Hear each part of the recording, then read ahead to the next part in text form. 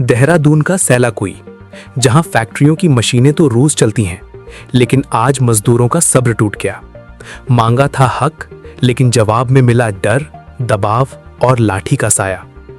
सैलाकुई सिटकुल में हजारों मजदूर अपने अधिकारों की लड़ाई लड़ने सड़कों पर उतर आए।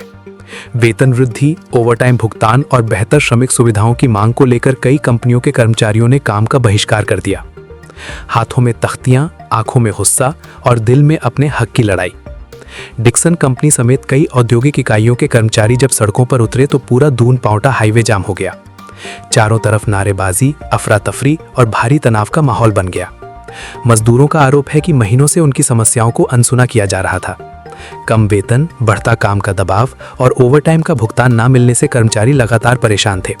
लेकिन जब आवाज उठाई गई तो उन्हें समझाने के बजाय डराने की कोशिश की गई। सबसे बड़ा सवाल तब खड़ा हुआ जब प्रदर्शन में शामिल महिलाओं और बेटियों तक को पीछे हटाने के लिए सख्ती दिखाई गई। लाठियों के डर और प्रशासनिक दबाव के बीच मजदूरों ने साफ कहा, हम भी इंसान हैं, मशीन नहीं। हालात बिगड़ते देख प्रशासन और श्रम विभाग हरकत में आया। प्रदेश के श्रम आयुक्त पीसी दुमका ने श्रमिकों से शांति बनाए रखने की अपील की है। साथ ही प्रदेश के सभी 13 जिलों के सहायक श्रम आयुक्तों के हेल्पलाइन नंबर भी जारी किए गए हैं, ताकि मजदूर सीधे अपनी शिकायत विभाग तक पहुंचा सके। लेकिन सवाल अभी भी वही है, क्या उत्तराखंड के औद्योगिक क्षेत्रों में मजदूरों की आवाज सच में सुनी जाएगी? क्या मेहनत कश हाथों को उनका हक मिलेगा, या फिर हर बार हक मांगने वालों को डर और लाठी से ही चुप कराया जाएगा? सैलाकुई की ये तस्वीर सिर्फ एक प्रदर्शन नहीं, बल्कि उन हजारों मजदूरों की पीड़ा है जो फैक्ट्रियां तो चलाते हैं, लेकिन अपनी जिंदगी की लड़ाई आज भी सड़क पर लड़ने को मजबूर हैं। देखिए, मैं श्रमिक भाइयों से अपील करना चाहता हूं। उत्तराखंड सरकार श्रमिकों के हितों के लिए हमेशा संवेदनशील रही है। श्रम विभाग द्वारा अप्रैल 2026 में इंजीनियरिंग उद्योगों के लिए न्यूनतम वेतन उत्तराखंड के गठन के बाद पहली बार किया है। इसी प्रकार 2024 में नॉन इंजीनियरिंग का न्यूनतम वेतनमान घोषित किया था, जिसको हाईकोर्ट से श्रमिकों के पक्ष में निर्णय कराने के पश्चात श्रम विभाग द्वारा अप्रैल 2026 में इसका वीडीए भी लागू कर दिया है। इस प्रकार आज की डेट में उत्तराखंड राज्य में जो न्यूनतम वेतन है वो समीपवर्ती राज्य हिमाचल, उत्तर प्रदेश, बिहार आदि राज्यों से अधिक है। मैं आपके माध्यम से अवगत कराना चाहूंगा, जहां उत्तर प्रदेश में 12,356 रुपया है, हिमाचल में 11,250 है, बिहार में 11,336 है। इसकी विपरीत उत्तराखंड में नॉन इंजीनियरिंग के लिए 13,018 रुपए है, जबकि इंजीनियरिंग के लिए 13,800 रुपए न्यूनतम वेतनमान है। इस प्रकार हम समीपवर्ती राज्यों से अधिक न्यूनतम वेतनमान घोषित हमने किया है।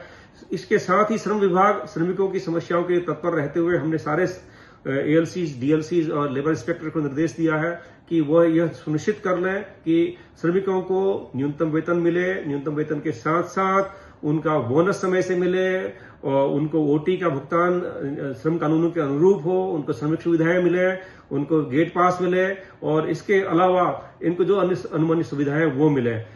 और किंतु इस समय जो सामने आ रहा है वो कुछ बाहरी तत्व अपने निहित स्वार्थ के कारण श्रमिकों को गुमराह कर रहे हैं। उनको बता रहे हैं कि आपका न्यूनतम वेतनमान 20,000 रुपए हो गया है या हो जाएगा। मैं आपके माध्यम से अपील करना चाहता हूं श्रमिक भाइयों से कि ऐसा कोई भी वेतनमान 20,000 रुपए की घोषणा किसी भी स्तर से नहीं की गई है। जो न्यूनतम वेतन उत्तराखंड राज्य में लागू किया है वो समीपवर्ती राज्यों से अधिक है।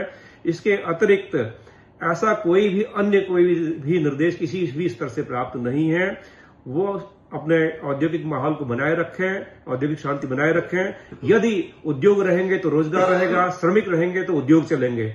सहअस्तित्व की भावना से सब लोग काम करें और उद्योग रहेंगे तो रोजगार रहेगा, रोजगार रहेगा तो उद्योग रहेंगे। इसी क्रम में हम लोग जो है श्रमिकों की समस्या के लिए तत्पर हैं। हमने एक कंट्रोल रूम बनाया है। इस कंट्रोल रूम में 24/7 हमारे कर्मचारी हैं। अपनी श्रमिकों की अपनी समस्याओं के लिए उस कंट्रोल रूम में नोट करा सकते हैं। इसके अतिरिक्त हमारे हर एक जिले में एएलसी हैं, एएलसी के पास अपनी समस्याओं को नोट करा सकते हैं। बजाय रोड पे आने के या गेट पे बाहर बैठने के, दुष्प्रचार में आने के, वो अपनी समस्याएं श्रम विभाग के सामने लेकर के आए। हम उसकी समस्याओं के समाधान के लिए तत्पर हैं। साथ ही हम आपके माध्यम से इंडस्ट्री से भी अपील करना चाहते हैं, जो श्रम कानून के अनुसार अनुवन्य वेतनमान है, ओटी है, बोनस है, अन्य श्रम सुविधाएं हैं, उनको देना सुनिश्चित करें। यदि वो ऐसा नहीं करते हैं तो श्रमिक विभाग इसमें कड़ी कार्रवाई इंडस्ट्री के खिलाफ भी करेगा। इसके साथ ही मैं पुनः अपील करना चाहता हूं उद्योगों से भी और श्रमिकों से भी कि औद्योगिक शांति बनाए रखने हेतु वो हमारा सहयोग करें।